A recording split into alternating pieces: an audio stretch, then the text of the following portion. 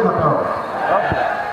শুধু জুলাই নয়, 2006 সালের 28 অক্টোবর থেকে শুরু করে এরা যে পুনের রাজনীতির সূত্রপাত করেছিল, পিলখানা হত্যাকাণ্ড, সাপ্লাই হেফাজতের লোকদেরকে হত্যা, তারপরে সারা দেশে 15.5 বছর গুমের রাজনীতি, আয়নাগরের রাজনীতি, জুলাইয়ে এসে মহা হত্যাযজ্ঞ, গণহত্যা যারা চালিয়েছে, একেবারে সেই বিপ্লবের প্রতি শহীদ ওসমান হাদির হত্যাকাণ্ড পর্যন্ত সকল বিচার করতে হবে।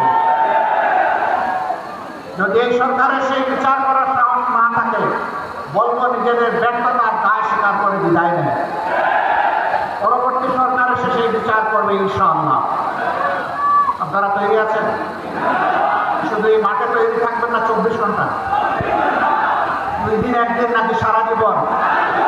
ইনশাআল্লাহ লড়ে যাব, আমরা ক্ষান্ত হব না, আমরা জিতবো ইনশাআল্লাহ, আমরা মাথা নত করব না, আমরা বীরের জাতি হিসাবে মাথা উঁচু করে বিশ্ব দরবারে দাঁড়াবো, কোনো মিনি আধিপত্যবাদের কাছে আমরা নতি স্বীকার করব না। আপনাদেরকে আরেকবার ধন্যবাদ, এই বিপ্লবী জনতাকে ধন্যবাদ। হে আবু সাঈদ এবং আবু সাঈদের বন্ধুরা, তোমাদের আত্মার কাছে আমরা অঙ্গীকার করছি আরেকবার, আমরা বৈষম্যহীন বাংলাদেশ গড়ব ইনশাআল্লাহ।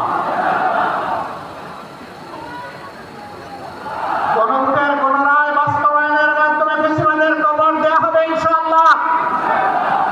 সেই শপথ নিয়ে আজকে এখান থেকে বিদায় নিলাম। আল্লাহ রাব্বুল আলামিন এই শপথ বাস্তবায়নের তৌফিক আমাদেরকে দান করুন। যুবকরা জেগে উঠো, আমরা তোমাদের সাথে আছি।